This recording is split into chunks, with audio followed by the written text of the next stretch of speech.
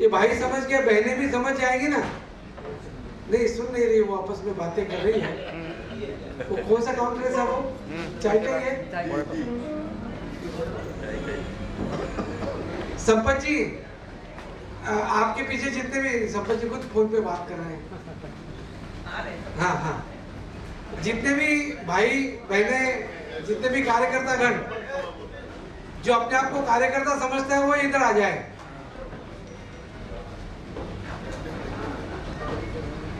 प्रशिक्षण का सबसे पहला नियम यह है कि हमें समय से शुरू करना होता है ना। हम सब स्कूल गए हैं, कोई भी स्कूल आधा घंटा लेट शुरू हुई कभी किसी ने देखे नहीं होगी। कृपया आइए, हम शुरू करेंगे। स्कूल में कोई बच्चा लेट आता तो उसको पनिशमेंट मिलती थी, अब देना है कि नहीं देना है हम सब मिलकर तय करेंगे यहाँ पर। लेकिन कम से कम जितने हैं उतने हम समय से शुरू करें।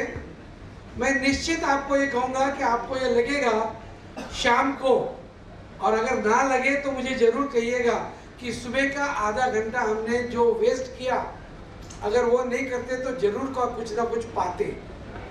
तो ये अभी आजकल एक पूरे भारत में एक शब्द चल रहा है, गारंटी। तो ये हमारी गारंटी, लेकिन आप कृपया स्थानापन्न होइए।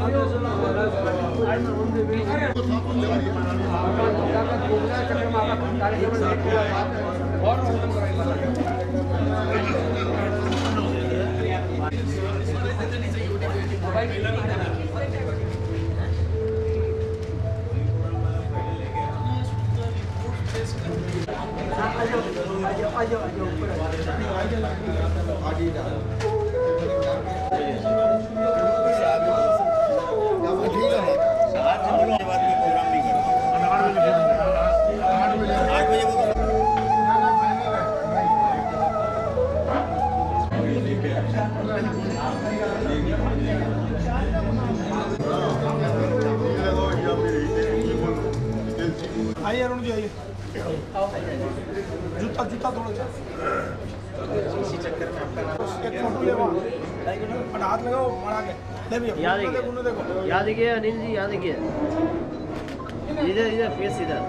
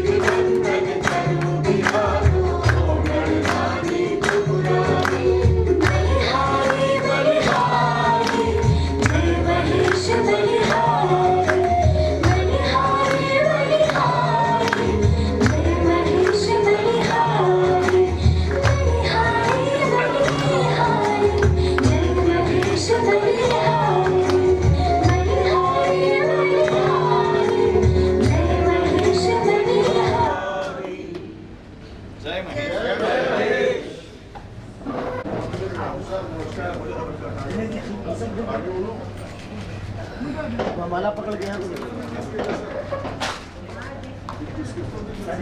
पिस्ता पिस्ता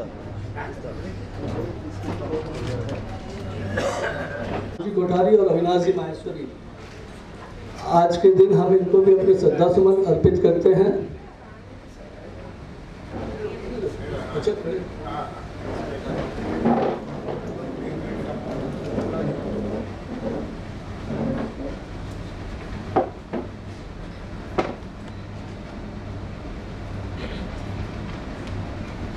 जय श्री राम। जय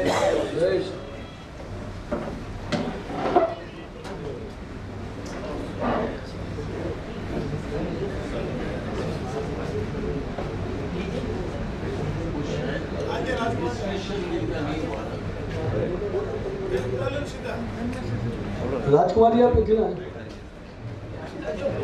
पहला आ जाओ सर।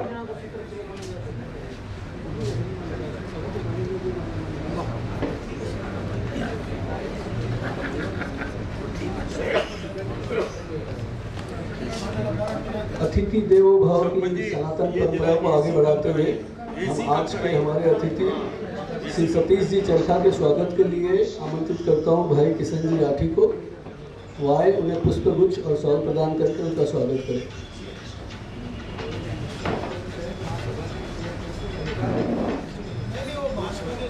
प्रदेश में पहली बार है और इसीलिए नहीं एकदम 16 से सूक्ष्म कर रहे हैं।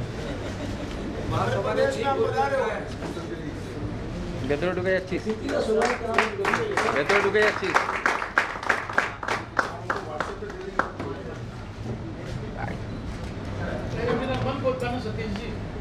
একটু একটু পিছিয়ে আছে हाँ बात तो सही है, आपके लिए बिल्कुल सही है। प्रदेश में पहली बार आए इसलिए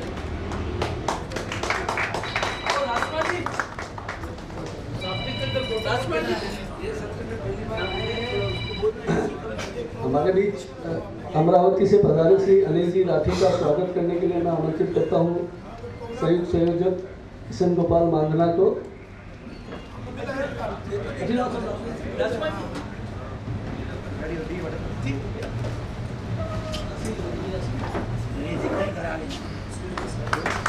ঢুকে যাচ্ছিস তুই ঢুকে যাচ্ছিস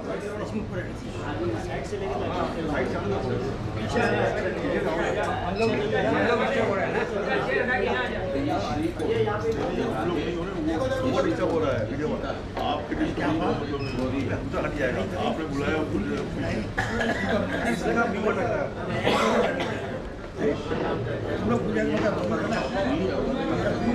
हमारे माहेश्वरी महासभा के बीज मंत्र सेवा त्याग सदाचार, सेवा त्याग सदाचार के निर्वहन के लिए तन मन और धन इनकी आवश्यकता होती है। तन से सेवा, मन से सदाचार और धन से त्याग। त्याग मूर्ति उपस्थित है हमारे बीच श्री अनिल जी सोमानी। मैं उनका स्वागत करने के लिए बुलाना चाहूँगा भाई राजीव लखोटिया को। अरुण जी सोमानी, सॉरी गलती लड़का बना अच्छा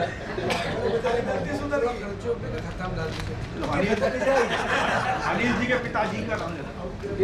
अनिल जी के पिताजी समझ ही क्या हो गया बार बार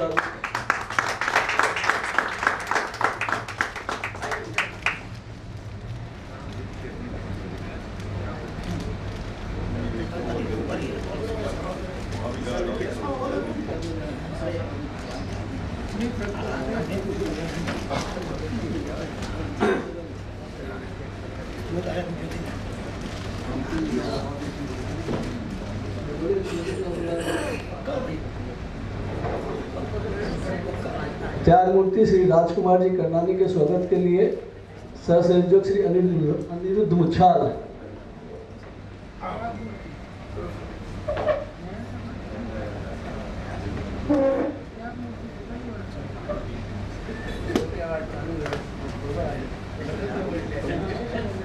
ঘুমতে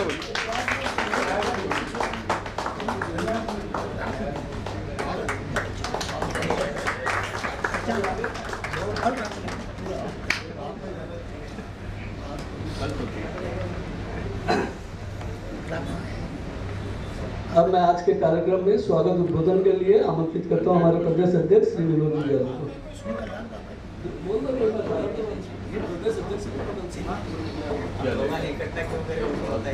जय महेश।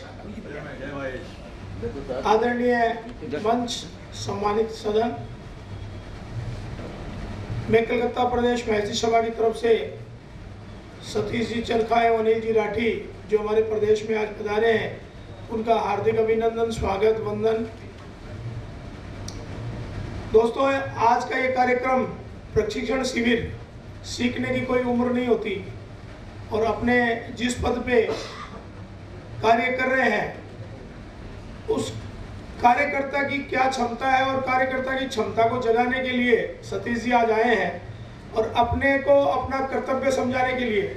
इस समाज में आप आए हो तो आपका कर्तव्य क्या है, समाज के प्रति अपना क्या दायित्व है, इसको समझने के लिए आज हमने यहाँ एकत्रित हुए हैं। मैं आशा करता हूँ कि सतीश जी और अनिल जी के द्वारा जो भी अपने को प्रशिक्षण दिया जाएगा उसका अपने पूरा समझ करके और समाज को फायदा दे पाए, ऐसी मेरी सभी से कामना है। आज इस कार्यक्रम के प्रायोजक हमारे विशिष्ट अतिथि श्री अरुण जी सोमानी और श्री राजकुमार जी कर्नाणी का भी बहुत बहुत धन्यवाद। मैंने इनको एक फ़ोन किया कि साहब ऐसा प्रोग्राम है, आप विश्वास करो कि 1 सेकंड भी नहीं लगाए कि ठीक है विनोद जी आप बोल रहे हो, तो इनके लिए मैं एक बार सदन से जाऊंगा, जोरदार का स्वागत करें। और आज के संयोजक श्री गणेश जी बागड़ी, किशन जी राठी, के जी मानदना, इनका भी बहुत बहुत धन्यवाद कि इन्होंने इस कार्यक्रम को सुचारू रूप से जो व्यवस्था की है। और सभी आप लोग ध्यान से इस कार्यक्रम को सुने एवं प्रशिक्षण ले। जिनका भी कोई क्वारीज हो, जब भी सतीश जी बोले कि आप कोई प्रश्न करना हो तो जरूर अपने मन की जिज्ञासा को दूर करें। धन्यवाद। जय महेश।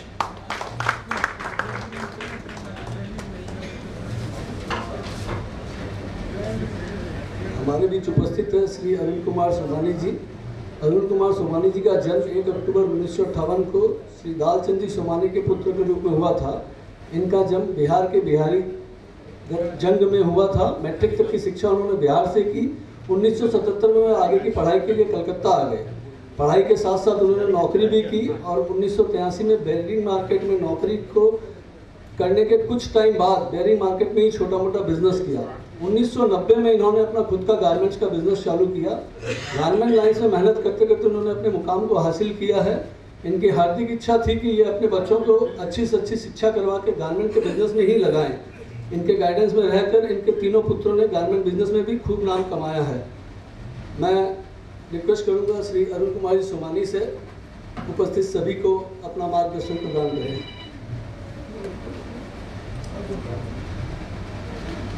राजकुमार जी ने बहुत बोल गई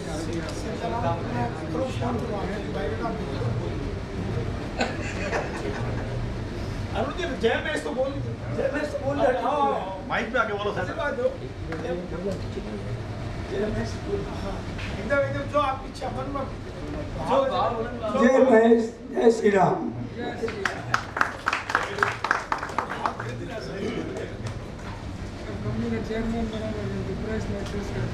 श्रीयुक्त राजकुमार जी कर्नानी स्वर्गीय दंपति तारा देवी नौरंगलाल जी कर्नानी की सुयोग्य संतान, जिनका जन्म सरदार शहर में दिनांक 12 अक्टूबर 1954 को हुआ। आपने एमकॉम तक की शिक्षा के साथ ही सरदार शहर के नामचीन व्यक्तित्व महामना स्वर्गीय पूर्णचंद जी मिमानी के सानिध्य में समाज सेवा की बारीकियों को समझा। आज उसी सामाजिक जीवन की मजबूत नींव का सुपरिणाम है कि वह हम सबके निकटस्थ हैं। शून्य से सृजन करने के सटीक उदाहरण हैं श्री कर्नानी जी। शिक्षा की पूर्णता के बाद आप कलकत्ता आए और स्नातक व्यवसाय की ऊंचाइयों को छुआ। आप अखिल भारतीय माहेश्वरी महासभा के मानद कार्यकारी मंडल सदस्य तो हैं ही, Shri Bangad Maheshwari medical welfare society के ट्रस्टी भी हैं। सरदार शहर माहेश्वरी ट्रस्ट के चेयरमैन बनने के बाद आपने अनेक विकासशील परियोजनाओं को सभा मंडप पर रखकर अपने दृढ़ निश्चय का परिचय भी दिया। मैं श्री कर्नानी जी से अनुरोध करूंगा कि वो सदन को अपना मार्गदर्शन प्रदान करें।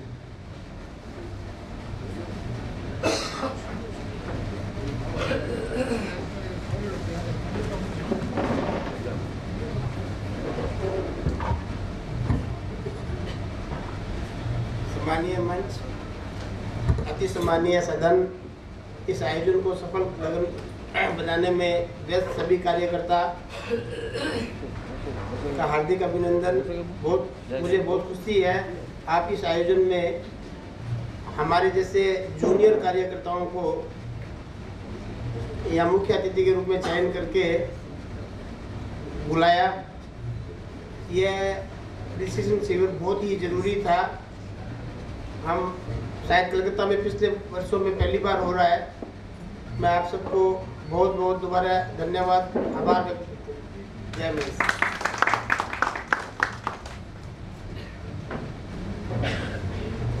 हेलो। अब आज जिस कार्यक्रम के लिए अपने उपस्थित हुए हैं उसे शुरू करने का वक्त आ गया है। मैं माइक हैंडओवर करूंगा श्री सतीश जी चरखा को कि आगे की कार्रवाई को वो प्रारंभ करें, और सभी अतिथि तो अनुरोध है कि अपना स्थान दर्शक दीर्घा में।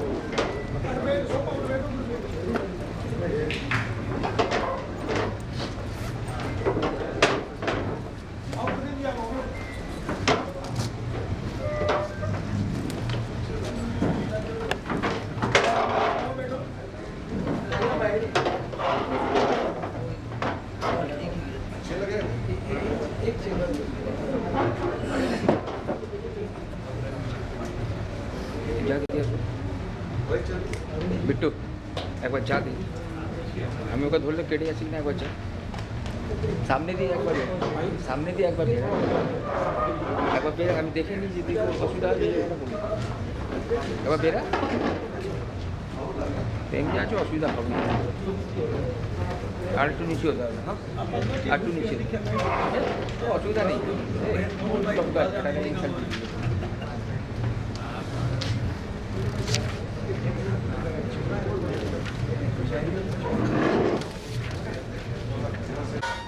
आइए आज हम जिस बहुत ही महत्वपूर्ण बात के लिए एकत्रित हुए हैं, कार्यकर्ता प्रशिक्षण शिविर।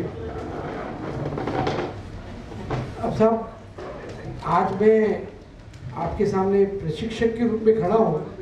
जब सबसे पहली बार मैं भी कभी आप जैसे सामने बैठा था, तब दिल में एक उस वक्त बहुत अच्छे, वो आज भी मेरे साथ काम करते हैं, वो प्रशिक्षक आए थे और अपने आप में अपनी डिग्री का एक बड़ा अहंकार लेके मैं चलता था कि मैं सीए कर चुका और मेरी अब ये मुझे क्या सिखाएंगे, अब मैं 35-40 साल का हो गया, इतनी बड़ी इंडस्ट्री में काम कर रहा हूँ, अब ये क्या सिखाएंगे, ये क्या सिखाएंगे, ऐसे बहुत कुछ लेके चलता था। और वो एक शिविर में मैं उनके साथ उपस्थित रहा और तब मुझे ध्यान में आया कि मैं जो खुद को समझ रहा हूँ वो कितनी मेरी गलत फहमी है। भाई साहब करनानी जी ने या किसी ने तो एक शायद विनोद जी ने कहा कि सीखने की कोई उम्र नहीं होती। बम्बई से आता हूँ, बम्बई में फोर्ट एरिया है। अभी आते वक्त जिस एरिया से हमको अरुण जी लाए, हमें ऐसे लगा कि हम बम्बई के फोर्ट में ही है। बम्बई का फोर्ट मतलब एकदम बम्बई की फाइनेंशियल राजधानी का वो गढ़ है। वहाँ पे एक बहुत फेमस टेलर है साहब, बहुत पुराना टेलर। हर गांव में एक लॉर्ड्स नाम का टेलर होता ही है ना। तो वो टेलर के वहाँ एक बोर्ड लिखा है बहुत पुराना, God made man, tailor made him gentleman. अब देखिए, वो टेलर को ये कॉन्फिडेंस था कि मैं मैन को जेंटलमैन में बना दूंगा। अगर एक टेलर मैन को जेंटलमैन बना सकता है तो एक प्रशिक्षण कितना, टेलर आपका बाह्य रूप बदलता है सर, ये प्रशिक्षण आपका अंतर रूप बदलता है। और अगर बाह्य रूप से अगर आदमी मैन से वो लेडीज को भी लागू होता है, जेंटल वुमन है ना, आजकल आपके टेलर हमसे भी महंगे हैं, है ना, तो वो आपको ज़्यादा जेंटल बनाते होंगे, ऐसा हम समझते हैं, है ना। तो अगर वो इतना इफेक्ट कर सकते हैं तो ये प्रशिक्षण डेफिनेटली आदमी को अंतर और बाह्य दोनों अगर बदल गया तो आदमी कितना बदल सकता है।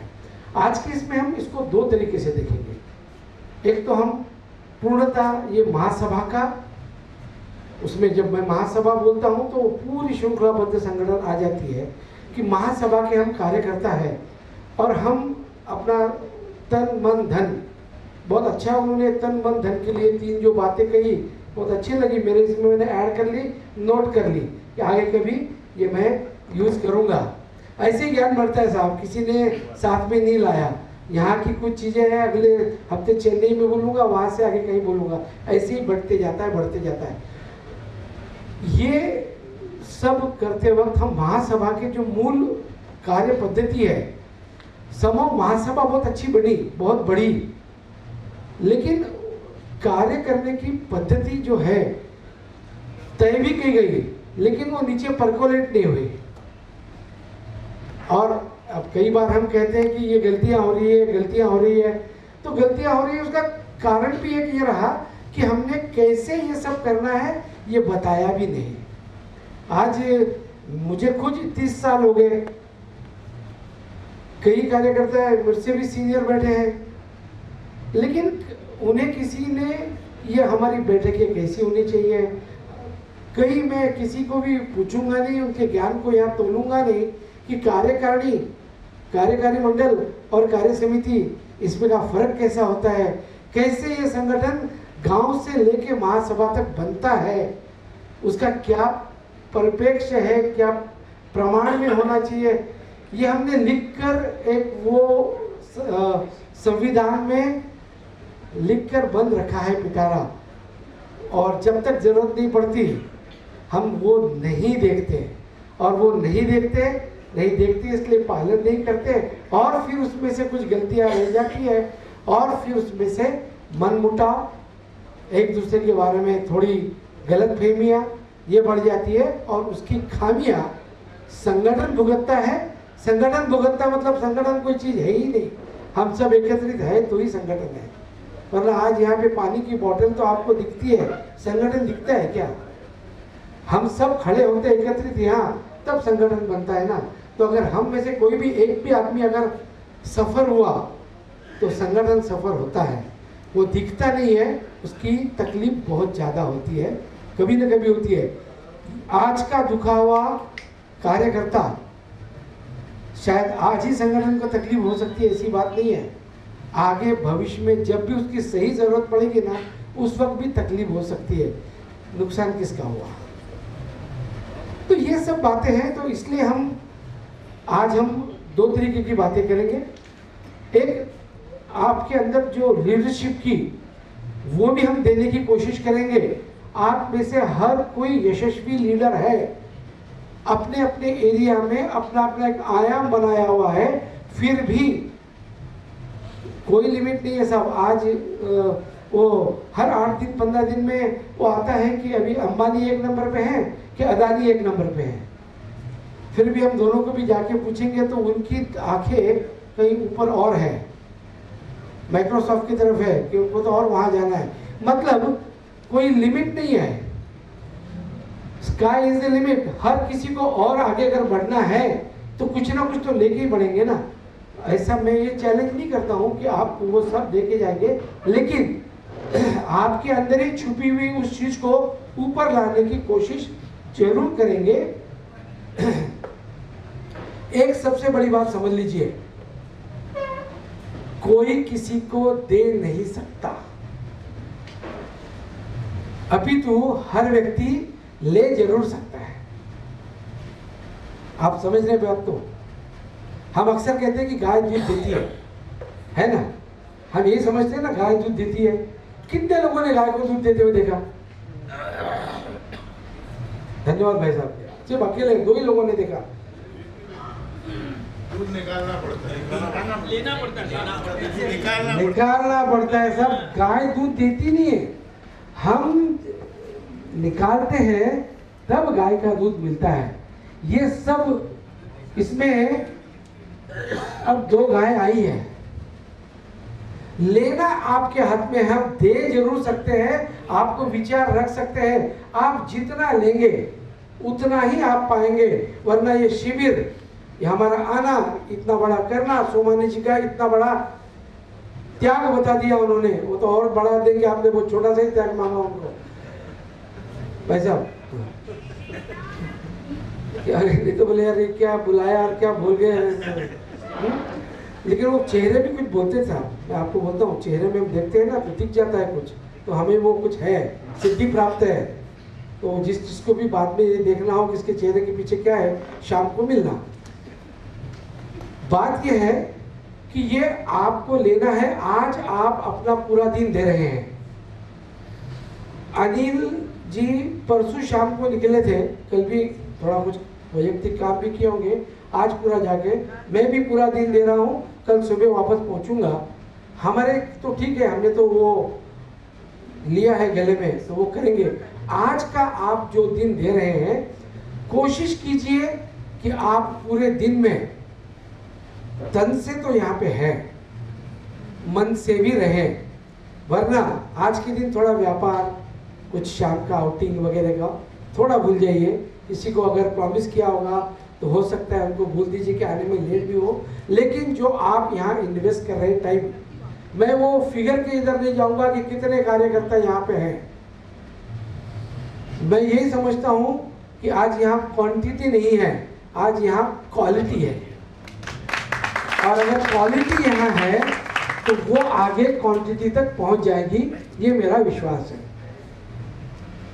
हम ये पूरे दिन को, हम 2 वक्ता हैं, मैं ज़्यादातर जिम्मेदारी महासभा के जो संगठन की है उसकी, और हमारी जो कार्य पद्धति है, थोड़ा थियोरेटिकल सब्जेक्ट मैंने मेरे पास लिया है।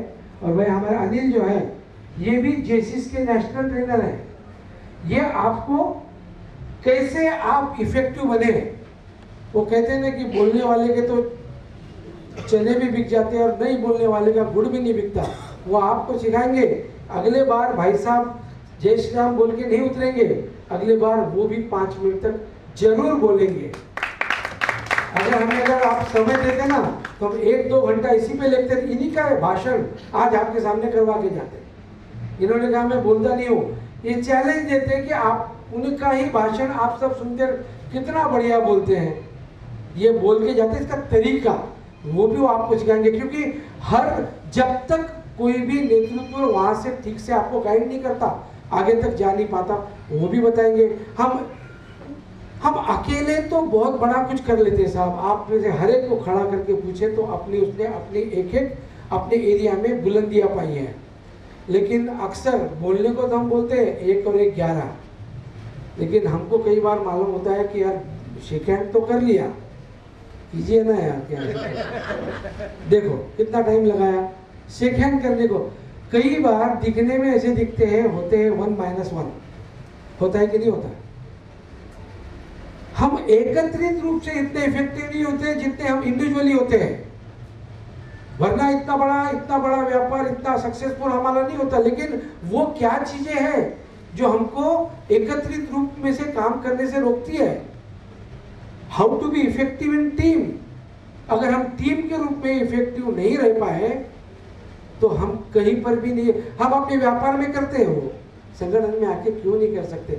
ये भी हम आज वो बात करेंगे कि इफेक्टिव टीम बिल्डिंग कैसे, कम्युनिकेशन में हम एक दूसरे से बोला क्या था, उन्होंने उनको क्या बोला, वहां तक पहुंचते बात कितनी उल्टी हो गई, कैसे हो गई।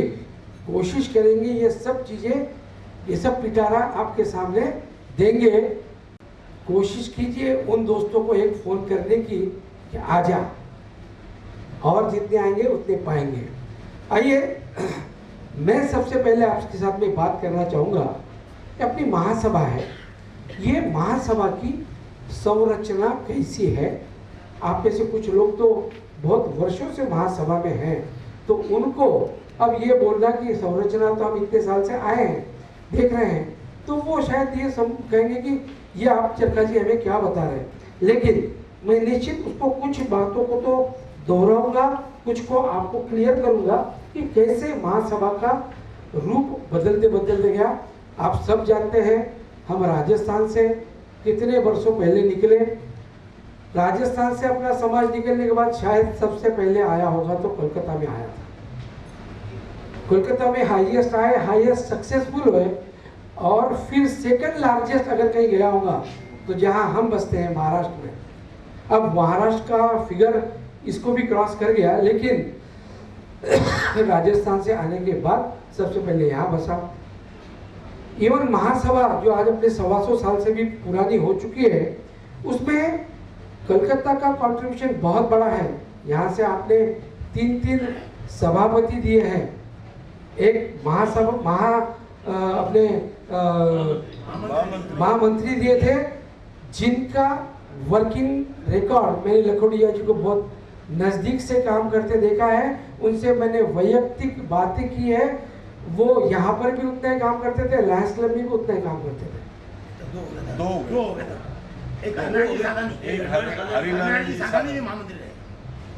लेकिन मैं सैल्यूट करता हूँ साहब, पहले मैं दूसरे किसी को कम नहीं आंकता हूँ, लेकिन जिस समय में उन्होंने काम किया उस वक्त ये संसाधन बहुत बड़ा बात थी।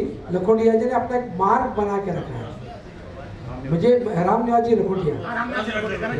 लखोटिया उस जमाने की बात कर रहा हूँ जब मैं एक साधारण कार्यकर्ता कुर्सियां लगाने का काम करता था।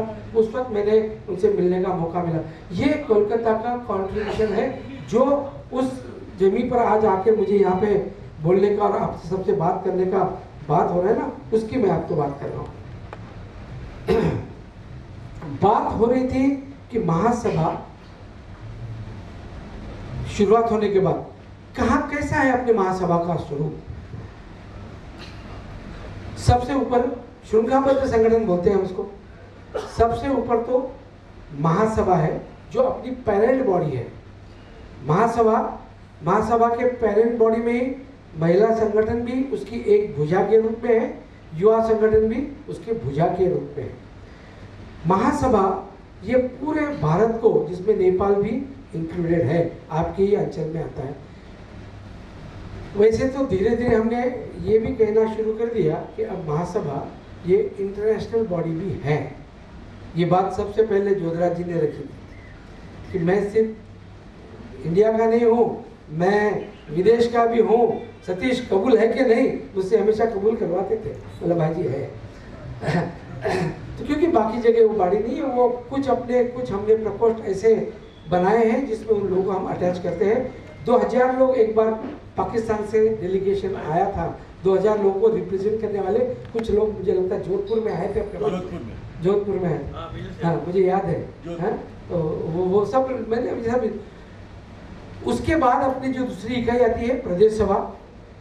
आज आपके पूर्वांचल में 6 प्रदेश हैं। उसके बाद आती है जिला सभा। जिला सभा जब हम कहते हैं तो अपने इसमें ऐसा जो अपने राजस्व जिले, उसी को ही हम भी जिला मानते हैं। और ये अपेक्षित है कि जिसको डिस्ट्रिक्ट गवर्नमेंट ऑफ बंगाल ने जिसको डिस्ट्रिक्ट का होगा उसको डिस्ट्रिक्ट माना जाए। वहाँ की आपकी एक जिला सभा बन सकती है अगर वहाँ पर आपके 75 घर है। 75 इज ए लिमिट। 75 से अगर 75 और प्लस होंगे, आप चाहे तो उस जगह की एक जिला सभा बन सकती है। अगर आपको लगता है कि नहीं 75 नहीं है, मेरे पास 35 है, बाजू में 25 है, ऐसे 2-3 राजस्व के जिले भी मिलकर एक जिला बन सकती है। अपने इंडिया में ऐसे कई उदाहरण हैं, स्पेशली तमिलनाडु में, वहाँ बहुत कम घर है। एक चेन्नई छोड़ दिया तो बहुत ही बिखरे हुए। वो जिला सभा हुई। जिला सभा के नीचे, अब मुझे नहीं मालूम आपके यहाँ कितना थिकली पॉपुलेटेड है, हमारे यहाँ तो महाराष्ट्र में तो तालुका सभाएं भी हैं, तहसील। महाराष्ट्र में 183 तहसील सभाएं साहब।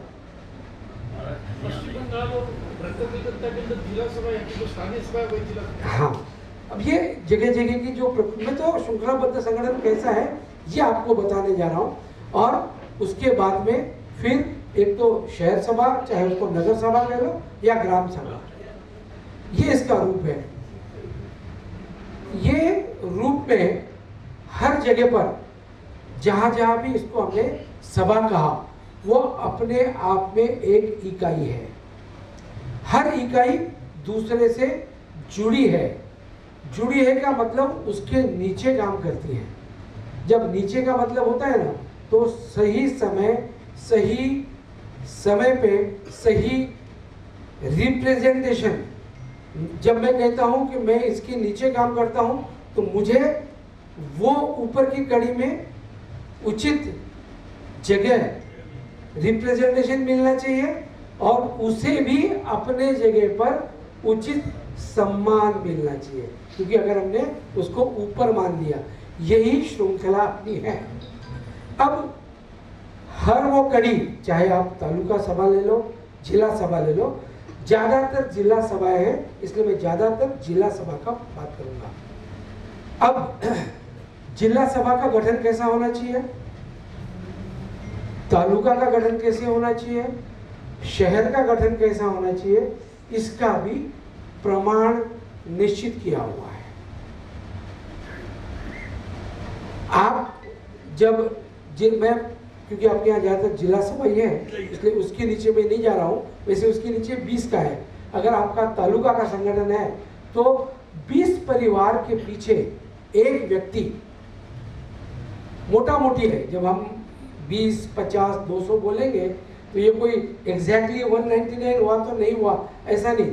मोटा मोटी जब तालुका सभा बनती है तो 20 परिवार के पीछे एक व्यक्ति कार्यकारी मंडल का सदस्य होता है। ये जब मैं बोलता हूं तो एक बात ये बहुत जरूरी समझना चाहिए, जो मुझे नहीं मालूम आपके यहाँ वो नहीं होगा, ऐसे ही समझ के मैं बात कर रहा हूं।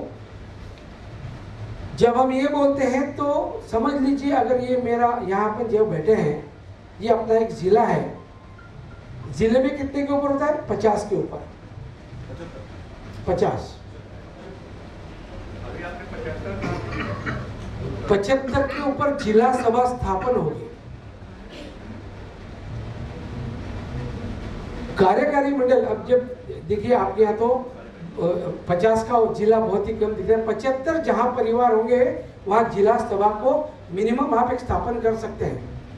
अब हमारे यहाँ तो एक एक शहर में 2-2 हज़ार लोग हैं। एक जिला सभा 7,000, 8,000, 10,000 लोगों की होती है।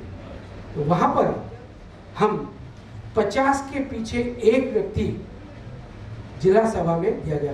अब ऐसे मान लीजिए कि एक शहर है, एक वो है, तो जब हम 50 के पीछे करते हैं तो टोटल डिवाइडेड बाय 50 और आगे सबके सब एक ही जगह के। ऐसा अपेक्षित नहीं है। आपको आपका रिप्रेजेंटेशन हर कॉर्नर से आएगा, एरिया वाइज भी आना चाहिए। आप बात को समझ रहे हैं? सिर्फ अगर महासभा में कैसे होता है, 500 के पीछे एक व्यक्ति मिलता है। पहले जो एक राज्य है, एक स्टेट है, तो उसके इर्रेस्पेक्टिव ऑफ द टोटल पहले 2000 तक 18 है और बाद में हर 500 के पीछे एक है। ये हो गई कुल संख्या। अब ये कुल संख्या जब हम डिस्ट्रीब्यूट करते हैं तो ये अपेक्षित है कि उस प्रदेश के सभी जिलों में अंदाजन एक जैसा या उसके प्रोपोर्शन में, जिस प्रोपोर्शन में हमारी जनसंख्या है, परिवार संख्या है, उस प्रोपोर्शन में संगठन मिले। आज चरखा जी यहाँ के अध्यक्ष हैं, तो चरखा जी ने देख लिया कि मैं ये गांव का हूँ, मेरे गांव के ज़्यादा ले लिए। मेरे बहन जी ये शहर के हैं, यहाँ के ज़्यादा ले लिए। वो शहर में ना पिछली बार जब मैं इलेक्शन लड़ा था मेरे अगेंस्ट में खड़े हुए थे। ऐसा अपेक्षित नहीं है। जब हम यहाँ पे महासभा में, प्रदेश सभा में, जिला सभा में जब हम जाएंगे तो हमारा सबसे ज़्यादा उचित कार्यकर्ताओं को हम अगर जब तक इसमें लाएंगे नहीं, भले ही उसका पूर्व इतिहास मेरे प्रति कुछ भी रहा हो, ये जब तक हम छोड़ेंगे नहीं, या जरूरत पड़ने पर कभी किसी के साथ में कभी कुछ हुआ भी हो, उसको जब तक हम भूलेंगे नहीं, हम इस संगठन को उतना प्रभावशाली नहीं बना पाएंगे। एक बात आप समझ लीजिए कि कोई व्यक्ति कभी किसी का बिहेवियर या उस दिन की एक्शन किसी न किसी कारणवश भी हो सकती है। उस दिन कुछ हुआ था, उसके वजह से ये आज ऐसे बोल दिए, वो बात चली जाती है, समय चला जाता है। आज अगर संगठन में सबसे ज्यादा किसी चीज की कमी होगी ना, भाई साहब जैसे सोमानी जी से तो दानदाता खड़े हैं, आप कीजिए, मैं आपके पीछे खड़ा हूं। करने वालों की कमी कौन सी है? राठी जी कहाँ है? देखो पीछे खड़े हैं। आज के संयोजक में है ना राठी जी, 3-4 नाम दिए थे, बागड़ी जी भी हैं। कमी इनकी है साहब, कार्यकर्ताओं की कमी है, धन की कमी है ही नहीं। एक शौर्य भवन खड़ा करने गए, 200 करोड़ रुपए खड़े हो गए, सिर्फ कहते हैं कि सिर्फ व्हाट्सएप पे खड़े हुए। अपने समाज में अगर जरूरत है कहीं भी, कार्यकर्ताओं की कमी है, इसलिए एक भी कार्यकर्ता अपने हाथ से छूटे नहीं।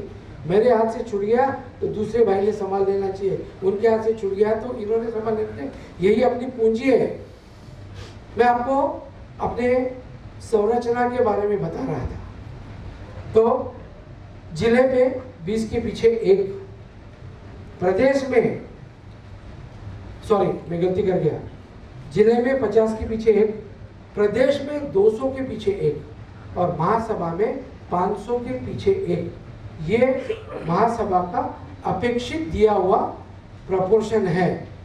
महासभा का जो मॉडल विधान किया है उसमें ये कहा है, फिर भी अपने अपने जगह के अनुरूप अगर छोटा मोटा उसमें अगर कोई चेंज करना चाहे तो हम अपनी संविधान बनाकर उसमें ये लिख कर पास कर कर महासभा को देकर इसमें छोटा मोटा चेंज कर सकते हैं, एकदम पूरा बहुत ज़्यादा चेंज नहीं कर सकते।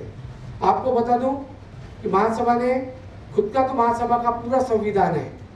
आपको बहुत गर्व होना चाहिए कि गर्व अगली बात पे होना चाहिए, उसके पहले मैं जो बोल रहा हूँ ना वो बहुत ही गंभीर बात है कि आज हमारी संख्या कितनी है?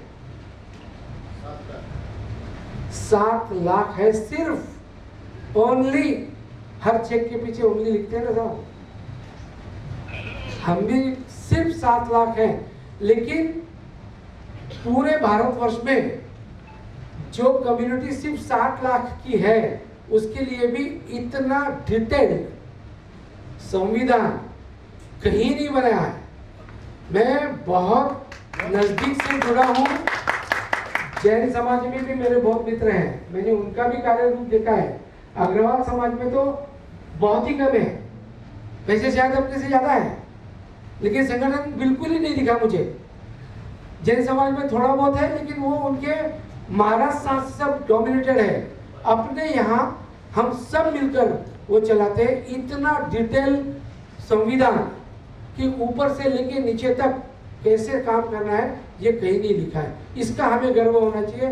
7 लाख का सॉल्यूशन सोचना ही पड़ेगा, वरना उस दिन गोविंद गिरी जी महाराज ने कहा था कि शौर्य भवन आप बना तो रहे हैं, यहाँ रहेगा कौन?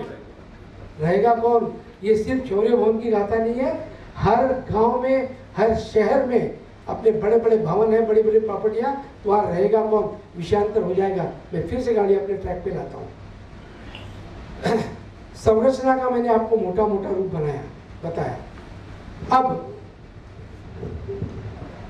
ये हर लेवल की इकाई जो काम करती है, ये इकाई चलने के लिए हमने उसको 2 रूप बनाए हैं। वो 2 रूप है कि एक है कार्यकारी मंडल और दूसरा है कार्य समिति। क्या फर्क है कार्यकारी मंडल और कार्य समिति में? मैं थोड़ा ये भी चाहता हूं कि मैं अकेला ना बोलूं, कुछ उधर से भी आए। भाई साहब बोलेंगे कार्यकारी मंडल, मैं इतनी एक दुष्टता करूंगा कि इनकी इसमें अगर कोई बात छूट जाए तो उसको पूरी मैं करूँगा। वैसा कार्य समिति नीति निर्धारण करती है महासभा की।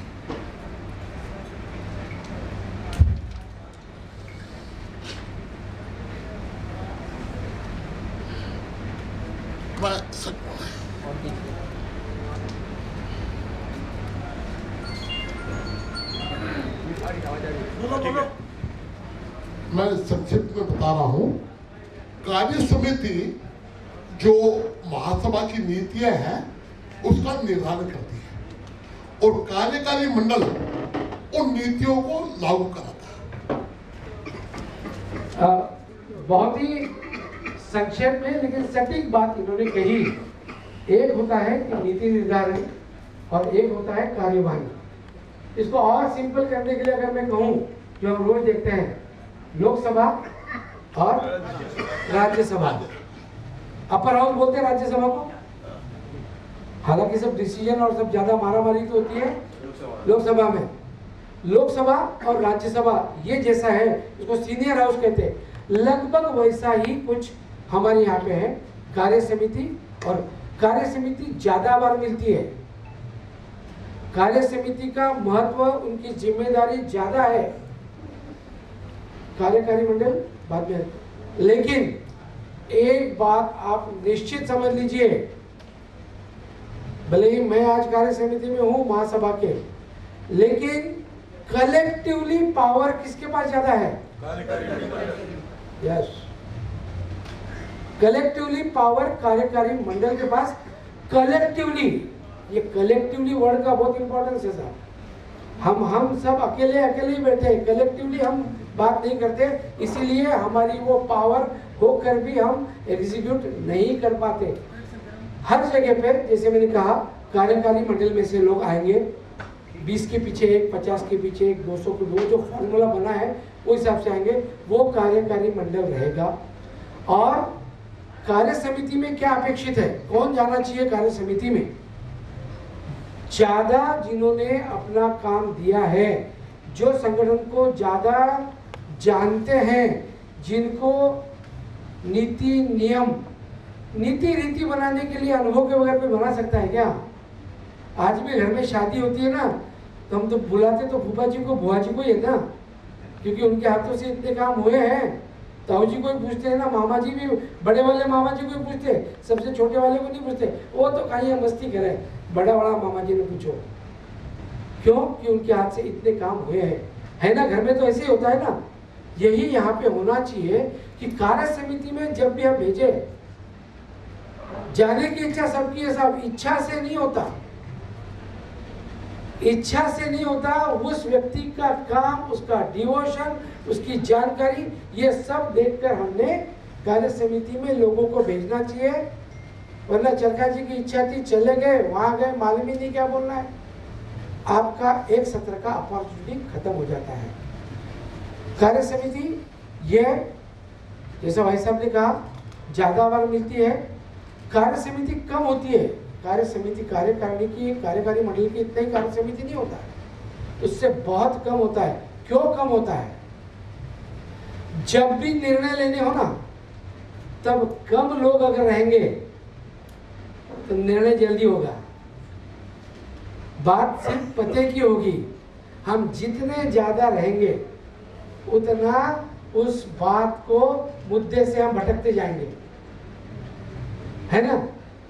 दुकान नहीं खोलनी है ना, तो उसका निर्णय घर में के 2 या 3 सीनियर ही लेते हैं कि इस एरिया में यहाँ दुकान, इसका व्यापार करना है, और फिर किसको देना है, कैसे करना है, ये तय होता है। उस दिन हम पूरा परिवार एक साथ में बैठ के नहीं होता है। सगाई निश्चित जिस दिन करनी होती है ना, उसके प्रमुख अपने परिवार में 1-2 लोग ही होते हैं, उनके हाथ को यश है बोलते हैं। इनके हाथ से बहुत सगाइयाँ हुई। ये सिर्फ सगाइयाँ नहीं होती, वो उसके पीछे का अनुभव होता है कि क्या देखना चाहिए, क्या नहीं देखना चाहिए। यही लॉजिक मैं यहाँ अप्लाई करता हूँ कि कार्य समिति में कम लोग जब एकत्रित बैठेंगे, मैंने पहले ही कहा, वो अनुभवी होंगे, वो जानकार होंगे, उनको समाज की नाड़ी मालूम है कि ये एरिया में क्या चाहिए, वो अगर एकत्रित बनेंगे तो रीति नीति वो ढंग से बनाएंगे। और अगर उनकी रीति नीति ढंग से बनाई है, जब इन्होंने कहा कि एक कार्य समिति ने कहा कि हमें एक बात करनी है, करना तो कार्यकारी मंडल को है, बात कार्यकारी मंडल में आएगी, आप वो बात को समझेंगे, समझना चाहिए, पूछना चाहिए। अक्सर हम हाँ जी उन्होंने बोल दिया अब करना पड़ेगा, इसी भाव में हम जाते हैं, हम पूछने से कतराते हैं। यहाँ पर इतने लोग बैठे हैं, इनकी कई लोगों के दिल में सवाल आएगा। पहले ही कह दिया था कि जो भी दिल में सवाल आएगा बेझिझक पूछिए। कई बार हम क्या सवाल क्यों नहीं पूछे जाते मालूम है? यार इतने लोगों में कहीं मुझे ही तो सवाल नहीं है, मैं अगर पूछूंगा तो क्या समझेंगे, इसको समझा नहीं है। हालांकि जो सवाल आपके दिल में है ना, कईयों के दिल में है, पूछने में झिझक है। और जब भी कोई बात आपके सामने आए, ना समझे तो ना समझ के स्वीकार करने के बजाय आप सवाल पूछिए, सवाल पूछ के समझ लीजिए। अगर आप समझ गए तो निश्चित ही आप उससे जुड़ेंगे। कार्य समिति जो भी तय करेगी कार्यकारी मंडल में आएगा, कार्यकारी मंडल उस पर पूरा विचार करेगा, और जब कार्यकारी मंडल उसको अप्रूव करेगा तभी वो रीति और नीति होगी, लागू होगी। यही काम करने का तरीका अपेक्षित है, यही काम करने का तरीका अपेक्षित है। अगर आपके पास एक पेन और पैड है, जो भी सवाल दिल में आए कृपया उसको लिख के रखिए।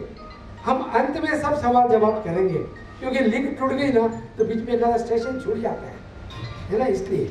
बाकी सवाल तो मैं चाहूंगा, क्योंकि आपके सवालों में से मैं सीखता हूँ साहब, आपके सवाल में से मैं सोचता हूँ एक नया कुछ आया तो अगले प्रशिक्षण में ऐड करता हूँ। जब हम इसमें जाते हैं तो मैंने एक पेपर भी दिया है, आज आपको टेबल पे आया होगा कि सफल सहभागिता की कुंजी। ये अभी मत पढ़िएगा, अभी तो आपका साहब मेरे पास रहने दीजिए, बाद में ये पेपर जरूर लेके जाइए।